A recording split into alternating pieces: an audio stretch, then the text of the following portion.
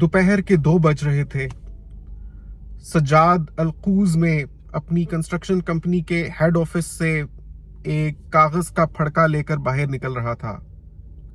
उस फड़के के ऊपर लिखा हुआ था टर्मिनेशन लेटर। सज्जाद पसीने में शराबूर फर्श को देखते हुए बोझल कदमों के साथ अपनी लेबर अकोमोडेशन की तरफ कदम बढ़ा रहा था। सूरज सवा नेज़े पर था क्योंकि दिन के 2 बज रहे थे। उसके पूरे कपड़े पसीने से भीगे हुए थे, लेकिन बाहर से ज्यादा आग उसके अपने अंदर लगी हुई थी।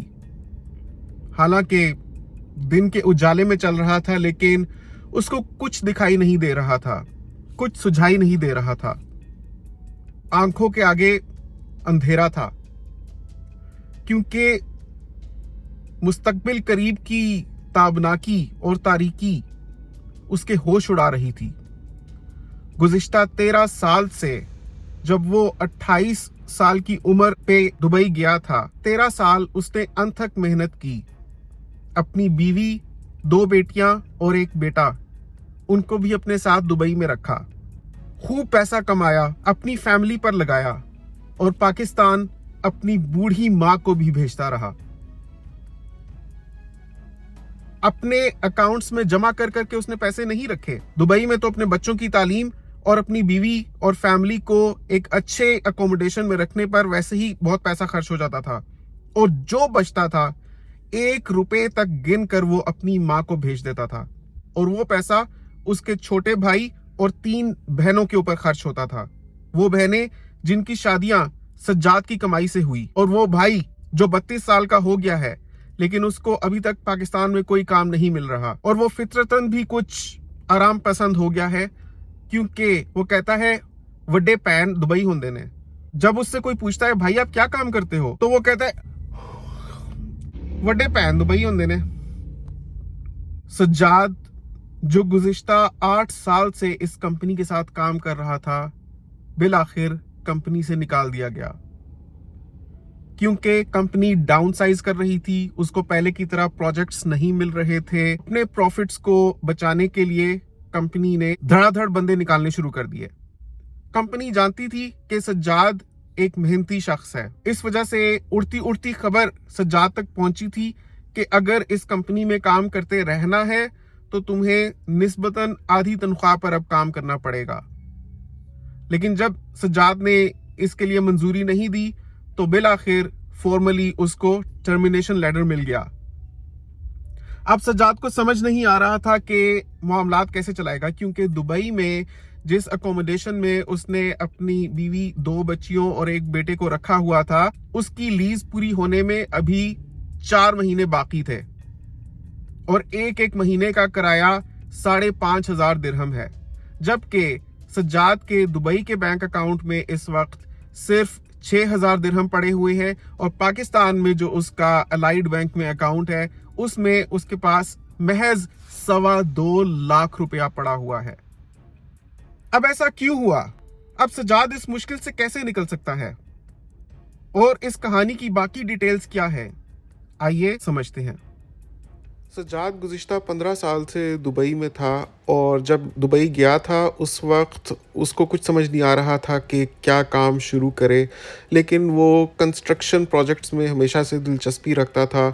हालांकि उस वक्त उसकी उम्र भी महज 28 साल थी, लेकिन वो चाहता था कि किसी ऐसे काम में वो तजर्बा हासिल करे जिसका उसको पूरी ज़िंदगी फ़ायदा हासिल होगा।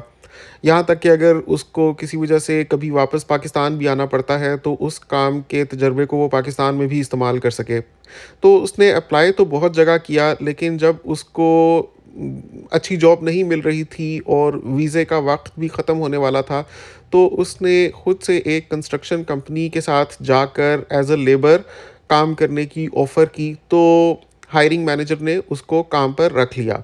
सज्जाद ने शुक्र का सांस लिया कि कम से कम काम तो मिल गया। उसने बहुत दिल से काम किया और काम को सीखने की कोशिश की। साथ साथ उसने ड्राइंग्स पढ़ना सीखी। वो बहुत दिल लगाकर काम करता और अपने शौक़ की इंतहा की वजह से वो काम को पूरी तरह से समझ गया। اس نے اپنے کیریئر کے شروع میں ہی بہت بڑی جمپ لگائی، یعنی اسی کمپنی میں جس میں اس نے اپنے کام کا آغاز کیا تھا ایز اے لیبر، وہ آگے جا کر فورمین بن گیا۔ مطلب 1 سال اس نے ایز اے لیبر کام کیا، لیکن اس کا تجربہ اور اس کا نالج اتنا اچھا تھا، اس کی بات کرنے کا طریقہ بھی ایسا تھا کہ سب کو اس کی بات سمجھ آتی تھی، سب کی زبانیں وہ سمجھ لیتا تھا۔ ساتھ ساتھ اس نے ڈرائنگس پڑھنی بھی سیکھ لی تھیں اور تھوڑی بہت انگریزی بھی جانتا تھا، تو اوپر کی ٹیم سے بات کر کے وہ اسی کمپنی میں فورمین کے طور پر کام کرنے لگ پڑا۔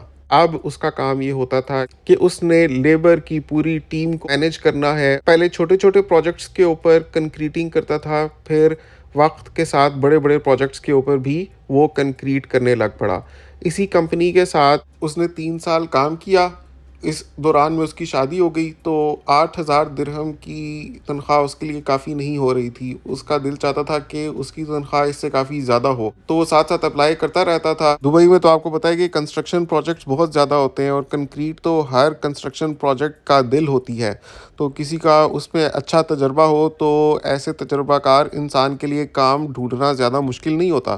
ڈوبیزل پر ہی اپلائی کرتا رہتا تھا، تو اس کو 3 سال اس کمپنی کے ساتھ کام کرنے کے بعد ایک کافی بڑی کمپنی میں کام مل گیا، اور اس کی تنخواہ ہو گئی 12,000 درہم۔ کام تو وہ پہلے ہی اچھے طریقے سے جانتا ہی تھا، اپنی بہترین کارکردگی کی وجہ سے پوری کمپنی کا دل موہ لیا، اور 2 سال کے اندر اندر اس کی تنخواہ 12 سے 15,000 درہم ہو گئی۔ 2 سال اس نے مزید اسی کمپنی کے ساتھ کام کیا، لیکن اب اس کا دل چاہتا تھا کہ اس کی تنخواہ اور بھی زیادہ ہو، کیونکہ 15,000 میں بھی فیملی کے ساتھ اتنی بچت نہیں ہوتی تھی جتنی وہ کرنا چاہتا تھا۔ تو اب اس کو ایک اور دوست نے بلایا کہ ہماری کمپنی میں فورمین کی جگہ ہے۔ کہ جب دبئی میں کام کرتے ہیں تو پروفیشنل نیٹ ورک بھی کافی بلڈ اپ ہو جاتا ہے۔ آگے پیچھے جو کمپنی میں کام کر رہے ہوتے ہیں جاننے والے، پھر وہ بھی بتاتے ہیں اگر ان کی کمپنی میں کوئی ایسی ویکینسی ہو۔ تو اختر نے اس کو بتایا کہ ہماری کمپنی میں آ جاؤ، ادھر تنخواہیں اور بھی زیادہ اچھی ہیں۔ تو اس کے اپلائی کرنے کی دیر تھی کہ اس کے تجربے کی بنیاد پر اس کو وہاں پر نوکری مل گئی، اور اس دفعہ تو اس کی تنخواہ بہت ہی زبردست لگی۔ گیس کریں کتنی تنخواہ ہوگی؟ ابھی نیچے کمنٹ کریں، آپ کمنٹ کریں۔ مین وائل میں آپ کو بتاتا ہوں کہ اس کو اس تیسری کمپنی میں ایک بڑی جمپ کے ساتھ کام کرنے کا موقع ملا۔ یعنی پہلے جو اس نے کمپنی جوائن کی تھی، پھر اس کے بعد یہ دوسری کمپنی تھی جس پر وہ ایک انکریمنٹ کے بعد 15,000 درہم پر کام کر رہا تھا۔ پھر آج سے 8 سال پہلے جب وہ تیسری کمپنی میں گیا تو اس کو سیدھے 25,000 درہم کی جاب لگ گئی۔ اور کام کیا ہوتا تھا؟ کام وہی کنکریٹ کرنی ہوتی تھی، بڑے بڑے پروجیکٹس ہوتے تھے۔ دبئی میں تو آپ کو پتہ ہے کہ کافی فاسٹ پیس سے کام ہوتا ہے، آنن فانن بلڈنگیں وہ اونچی اونچی کھڑی کر دی جاتی ہیں، پری کاسٹ کانکریٹ ہوتی ہے، مطلب کہ بس جلدی جلدی اپنی جگہوں پر چیزیں رکھنی ہوتی ہیں، اسمبل کرنی ہوتی ہیں، اور ایک کے بعد دوسرا، دوسرے کے بعد تیسرا فلور، اس طرح سے چلتا جاتا ہے کام۔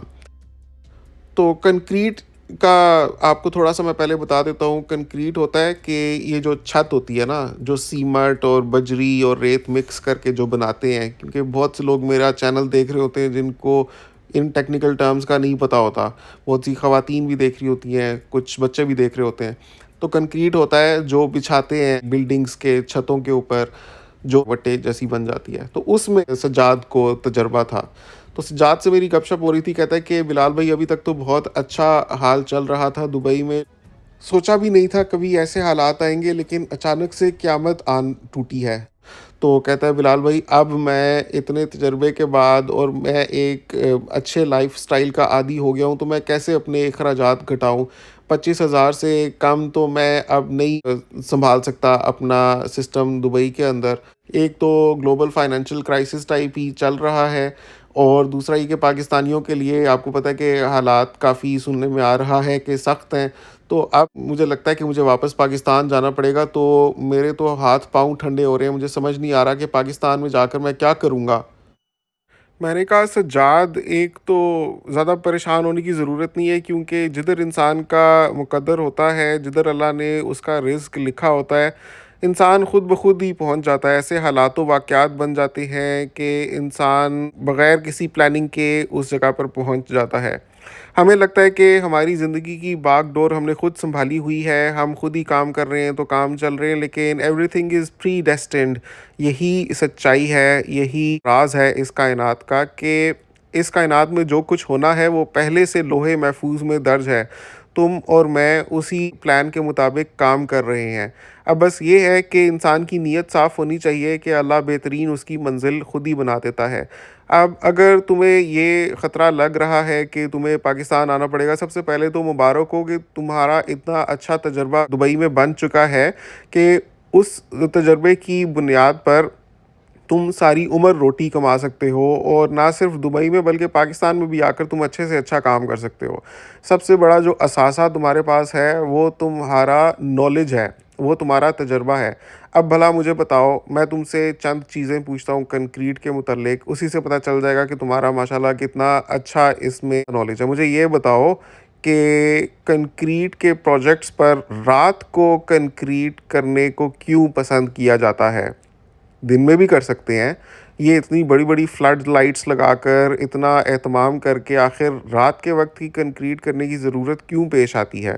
میں نے سوچا ناظرین کے تھوڑا سا پتہ تو چلے کہ اتنے سال سے یہ کام کرتا رہا ہے تو اس کا کیسا نالج ہے. تو کہتے ہیں کہ بلال بھائی اتنا تو میں سمجھ ہی گیا ہوں، اتنے سال سے میں اتنے بڑے بڑے پروجیکٹس کے اوپر رات میں کنکریٹنگ کرتا ہوں. میں نے کہا اچھا بھلا بتاؤ. تو کہتا ہے بلال بھائی کنکریٹ اکثر رات کے وقت رکھی جاتی ہے جب عام طور پر لوگ سوئے ہوئے ہوتے ہیں. کنسٹرکشن ٹیمز فلڈ لائٹس کی روشنی تلے اپنا کام بہت اچھے طریقے سے کر سکتی ہیں. اصل میں 3 بنیادی نقطے ہیں جن کا خیال رکھا جاتا ہے جب رات کے وقت کنکریٹ کی جاتی ہے. میں نے کہا وہ کیا؟ کہتا ہے کہ سب سے پہلے بلال بھی یہ ہے کہ جب ہم رات کے وقت کنکریٹ کرتے ہیں نا تو درجہ حرارت کم ہوتا ہے دن کی نسبت. دن کے وقت تو آپ کو پتہ ہے کہ سورج سوا نیزے پہ ہوتا ہے، خاص طور پہ مڈل ایسٹ میں. پاکستان میں بھی خیر کافی گرمی ہوتی ہے، لیکن دبئی سعودیہ میں تو اور بھی بہت زیادہ گرمی ہوتی ہے. تو اگر اتنی شدید گرمی میں کنکریٹ ڈالیں تو ہائیڈریشن کی گرمی کی وجہ سے تھرمل کریکنگ ہو سکتی ہے. اس کی وجہ سے کنکریٹ پھر ایک جیسی مضبوط نہیں رہتی، بیچ بیچ میں دراڑیں ہوتی ہیں. تو کل کلا کو جب بارش ہوگی، برسات ہوگی تو پانی سیپ تھرو کر سکتا ہے، اس کے اندر سے نیچے آ سکتا ہے، پھر سیم آتی ہے. میں نے کہا بہت بڑی بڑی دراڑیں تو نہیں آتی، چھوٹے چھوٹے چھوٹے چھوٹے کریکس ہوتے ہیں. جیسے اگر کچے کنکریٹ کے اوپر جس کے اوپر ٹائل نہ بچھائی گئی ہو، بندہ غور سے دیکھے تو چھوٹی چھوٹی چھوٹی چھوٹے کریکس نظر آتے ہیں نا. تو وہ اتنے زیادہ ہوتے ہیں اور ایک دوسرے سے انٹر کنیکٹڈ ہوتے ہیں کہ بیچ بیچ میں پیسیج بن جاتا ہے، راستہ بن جاتا ہے نمی کے لیے اور پانی کے لیے، کہ وہ اوپر سے بیچ میں سے گزر کر نچلی سطح پر، یعنی جو سیلنگ ہے، جو ہم بیڈ پر لیٹے ہوئے اوپر چھت کو دیکھتے ہیں تو اس جگہ پر ہمیں نمی نظر آ سکتی ہے. میں نے کہا بالکل درست. چلو یہ تو ہو گیا ایک پوائنٹ. دوسری وجہ بتاؤ کہ رات کے وقت کنکریٹ کیوں کرتے ہیں. تو سجاد کہتا ہے بلال بھائی دوسری وجہ بہت اہم ہے. وہ یہ ہوتا ہے کہ آپ کو پتہ ہے کہ رات کے وقت تو لوگ عام طور پہ سوئے ہوئے ہوتے ہیں، دن کے وقت تو دفتری کاموں کی وجہ سے لوگ نکلے ہوتے ہیں، اپنا سودا سلف لانے کے لیے نکلے ہوتے ہیں. تو سڑکوں کے اوپر بہت رش ہوتی ہے. تو ہم نے جب اتنے بڑے بڑے پروجیکٹس کے لیے اتنی بڑی بڑی چھتیں ڈالنی ہوتی ہیں کنکریٹ کی، تو ہمیں بہت زیادہ کنکریٹ چاہیے ہوتی ہے. تو ہم یہ بھی نہیں کر سکتے کہ ادھر ہی کھڑے کھڑے اتنی کنکریٹ بنائیں. جیسے پاکستان میں جب گھر بن رہے ہوتے ہیں تو وہیں جدھر گھر بن رہا ہوتا ہے اسی جگہ پر نیچے وہ مشین پر کنکریٹ بنائی جا رہی ہوتی ہے اور اوپر جا رہی ہوتی ہیں بالٹیاں ڈالنے کے لیے. لیکن بہت بڑے بڑے پروجیکٹس کے لیے ہمیں بنی بنائی کنکریٹ چاہیے ہوتی ہے. بڑے بڑے پلانٹس سے بہت زیادہ ٹرک ہم نے منگوانے ہوتے ہیں. تو اگر ہم دن کے وقت کنکریٹ ڈالیں تو وہ ٹرکس ٹریفک میں پھنس جائیں گے. تو ہم تو اپنا کام نہیں روک سکتے، کیونکہ اگر ہم ان کا انتظار کرتے رہیں تو کنکریٹ تو بہت جلدی سیٹ ہونے لگ پڑتی ہے جو ہم نے پہلے سے ڈالی ہوئی ہے. تو اس طرح اگر بیچ میں یہ رابطہ منقطع ہو جائے کہ ٹرکس آ رہے تھے، آتے آتے پھر وہ ٹریفک میں پھنس گئے، تو ہم ان کا انتظار کر رہے ہیں، اتنی دیر میں جو پہلے سے کنکریٹ ہے وہ جمتی جا رہی ہے. تو بعد میں جب وہ ٹرکس پہنچیں گے تو تب تک پہلے والی کنکریٹ کافی حد تک سیٹ ہو چکی ہوگی. تو اس کے بعد ان ٹرکس سے جو ہم نئی کنکریٹ ڈالیں گے تو اس کا اور پہلے والی کنکریٹ کا آپس میں بونڈ اس طرح نہیں بن سکتا جتنا جب ایک متواتر آ رہے ہوتے ہیں ٹرکس تو ہم ڈالتے ہیں کنکریٹ ایک کے بعد دوسرے کے بعد تیسرا ٹرک، تو وہ ایک ہی جیسی پوری چھت بنتی ہے، اس میں کوئی جوائنٹس نہیں ہوتے. تو کولڈ جوائنٹس نہ بنے اور کنکریٹ کے ٹرانزٹ مکسرز ٹریفک میں نہ پھنسے، اس لیے ہم رات کے وقت کنکریٹ پلان کرتے ہیں. میں نے کہا شاباش میرے شیر، بالکل صحیح کہہ رہے ہو۔ اچھا تیسرا نقطہ بتاؤ۔ تو سجاد کہتے ہیں بلال بھائی تیسری وجہ کہ ہم رات کے وقت کنکریٹ کرتے ہیں وہ بھی پہلے والے نقطے کے ساتھ ہی جڑی ہوئی ہے کہ کیونکہ رات کو درجہ حرارت کم ہوتا ہے تو کنکریٹ میں سے پانی جلدی جلدی ایواپوریٹ نہیں ہوتا۔ آپ کو تو پتہ ہے کہ جہاں گرمی زیادہ ہوتی ہے وہاں پانی جلدی سے بھاپ بن کے اڑ جاتا ہے، کنکریٹ میں بہت زیادہ پانی ہوتا ہے۔ وہ پانی ہم چاہتے ہیں کہ زیادہ دیر کنکریٹ کے اندر رہے، جتنا زیادہ ہو سکتا ہے اتنا رہے، اور کنکریٹ جتنا آہستہ آہستہ سیٹ ہوتی ہے اتنا زیادہ مضبوط رہتی ہے۔ تو جب ہم رات کے وقت کنکریٹ کرتے ہیں تو کیونکہ ایویپوریشن ریٹ کم ہوتا ہے اس کی وجہ سے پانی زیادہ دیر کنکریٹ کے اندر رہ پاتا ہے، تو کنکریٹ کے جمنے کا عمل زیادہ جامع ہوتا ہے اور اس کی جو مضبوطی آتی ہے بعد میں وہ بہت زبردست ہوتی ہے۔ میں نے کہا شاباش، بالکل صحیح کہہ رہے ہو، کیونکہ کنکریٹ میں مضبوطی ہی تو مین کردار ادا کرتی ہے، ورنہ ہم کنکریٹ ڈالیں کیوں؟ کنکریٹ ڈالنے کا یہی مقصد ہوتا ہے نا کہ وٹے جیسی سخت چھت ڈل جائے، پتھر جیسی سخت بن جائے۔ تو وہ مضبوطی لانے کے لیے آپ جو کر سکیں آپ کو کرنا چاہیے۔ اگر اس کے لیے رات کو کنکریٹ ڈالنی پڑتی ہے تو کوئی بات نہیں، لیکن وہ مضبوطی پر کمپرومائز نہیں ہونا چاہیے، کیونکہ پانی ظاہری سی بات اگر جلدی سے اڑ جائے گا تو کنکریٹ پورس ہو جائے گی، اور جیسے پہلے نقطے میں بتایا تھا اس میں نہ صرف کریکس بنیں گے بلکہ تیسرے نقطے میں جیسے بتایا ہے اس میں وہ مضبوطی بھی نہیں ہوگی جو پانی کے سلو ایواپوریشن کے ریٹ کی وجہ سے آتی ہے۔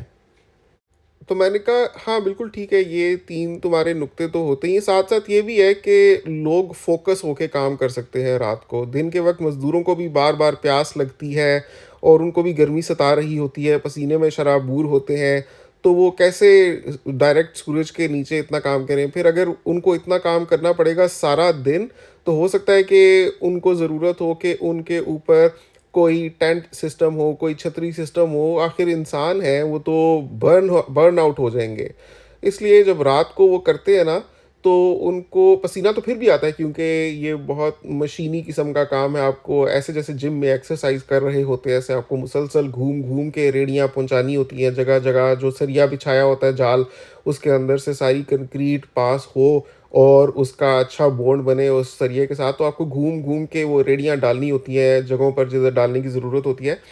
لیکن یہ کہ رات کو کیونکہ درجہ حرارت کم ہوتا ہے نا، اس کی وجہ سے بہت آسانی ہو جاتی ہے سب کے لیے، سب پھر دل جمعی سے کام کرتے ہیں اور فوکس ہو کے کام کرتے ہیں، تو کام اچھے طریقے سے انجام بھی پاتا ہے اور ایسن طریقے سے ساری کنکریٹ پور ہو جاتی ہے اور اس کی مضبوطی بھی اچھی ہوتی ہے۔ بندہ سوچے 13 سال سجاد نے کام کیا، 25,000 درہم اس کی تنخواہ تھی، پیسہ کہاں گیا؟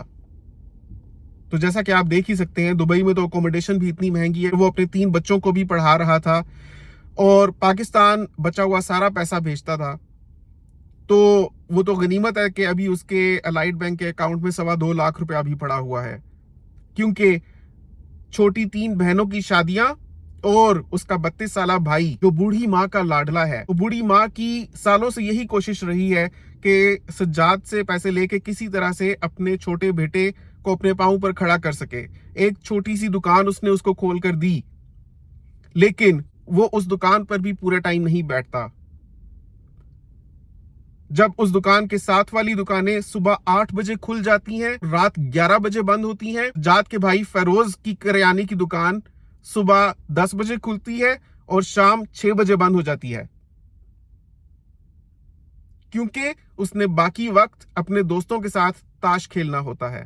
ناظرین، اس کہانی سے ہمیں کچھ سبق بھی ملتے ہیں کہ وہ پردیسی جو پاکستان سے باہر کسی بھی ملک میں کام کر رہے ہیں وہ کھل کر پیسہ خرچ کر دیتے ہیں، سارا ختم کر دیتے ہیں اپنی فیملی پر، مطلب کہ it's not sensible to live paycheck to paycheck, especially when you are living in a foreign economy, جب حالات اتنے وولٹائل ہیں اور کسی چیز کا کوئی بھروسہ نہیں ہے تو آسمان کسی بھی وقت آپ کے سر پر ٹوٹ گرے گا، اس وقت آپ کیا کریں گے؟ سجاد کہتے ہیں کہ میں ہر مہینے 3,500 درہم پاکستان بھجواتا تھا، تو مجھے یہ پہلے سے سچویشن کا اندازہ ہو رہا تھا کہ اس بار حالات کچھ سازگار نہیں ہے، تو میں نے اس بار 2,000 درہم پاکستان بھجوائے۔ تو کہتے ہیں کہ پاکستان سے فون آیا کہ ہائے ایڈے ماڑے حالات ہو گئے، 3,500 بھجواندہ سے 2,000 تے ہونا آ گئے۔ ਲੋਕੀ ਤਰੱਕੀ ਕਰਦੇ ਨੇ ਤੇ ਤੂੰ ਟਹਿੰਦਾ ਪਿਆ। चंगा भला लैके कहता है कि 3,500 दिरहम मैं भिजवाता था तो 2,000 एक दफा मैंने क्या भिजवाए, मुझे इतनी बातें सुनने मिल गई कि तुम नालायक औलाद हो और लोग तरक्की करते हैं और तुम तनजुली की तरफ जा रहे हो। हम तो समझ रहे थे कि 3,500 भेजते थे तो अब 5,500 की तरफ जाओगे, 6,000 की तरफ जाओगे, तुम खाली 2,000 भेजना शुरू हो गए हो। तो नाजरीन, इससे हमें ये भी पता चलता है कि पाकिस्तान में शायद फैमिलीज को कुछ केसेस में इतना अंदाजा नहीं होता कि बाहर लोग कितनी मुश्किलों से मैनेज कर रहे होते हैं और हालात हमेशा एक जैसे नहीं रहते। तो ये एक्सपेक्ट भी करना गलत है कि हमेशा आपको पहले से ज्यादा मिलते रहेंगे क्योंकि तरक्की हो रही है। अब देखा जाए तो आफ्टर ऑल सज्जाद ने कितने साल काम कर करके अपनी बहनों की शादियां करवाई हैं। 2 बहनों की होगी, एक बहन अभी रहती है, और उसकी माँ ने उसके छोटे भाई को करियाने की दुकान खोल कर दी है क्योंकि उसने मैट्रिक के आगे पढ़ के ही नहीं दिया, क्योंकि वड्डे पैन दुबई होंगे। मैंने सजाद को कहा कि अब तुम इधर ही रह के कोई और जॉब तलाश करो, फिलहाल कोई भी काम मिल जाए तो उसको पकड़ो, फारिग रहने से बेहतर है। अगर कम पैसों पर भी कोई काम मिलता है तो वो कर लो और साथ साथ जॉब ढूंढते रहना, तो बाद में फिर अल्लाह करेगा बेहतर जॉब मिल जाएगी। इतने देर फैमिली को तुम पाकिस्तान भेज दो और अपने छोटे भाई की ज़रा पेच कसो कि वो बिल्कुल फारिग बैठा रहता है और दुकान पर भी पूरा वक्त नहीं देता। तुम्हें पहले होश करना चाहिए था। 13 साल तुमने अपनी ज़िंदगी के खर्च कर दिए और कुछ भी नहीं तुमने जोड़ा। ठीक है, तुमने अपनी बहनों की शादियां की हैं और तुम्हारे पैसों से तुम्हारे भाई की एक करियाने की दुकान खुल गई है। You have made a positive difference in your families life, लेकिन अपने लिए भी तुम्हें साइड पर कुछ ना कुछ बचा कर रखना चाहिए था। ज़्यादा नहीं तो कम से कम 1,000 दिरहम पर मंथ तुम अपने लिए साइड पर बचाते या उसका तुम गोल्ड ही ख़रीद लेते तो अभी तुम्हारे पास कुछ ना कुछ सरमाया ज़रूर होता, 13 साल की जमा पूंजी। बहरहाल अब तो जो हुआ सो हुआ। अब ये है कि फ़ौरन से दूसरी जॉब ढूंढो और नमाज पढ़ा करो और अल्लाह से दुआ करो और तहज्जुद में उठ के अल्लाह से दुआ किया करो, तो इंशाल्लाह बेहतरी होगी। नाजरीन, मैं तो यही कह सकता हूँ, अगर आपको कुछ ज़्यादा समझ आ रही है तो नीचे कमेंट्स में अपनी राय का इजहार ज़रूर कीजिएगा। आपसे मुलाकात होती है इंशाल्लाह अगली वीडियो में। अपना बहुत ख्याल रखिएगा। अगली दफ़ा तक के लिए अल्लाह हाफ़िज़।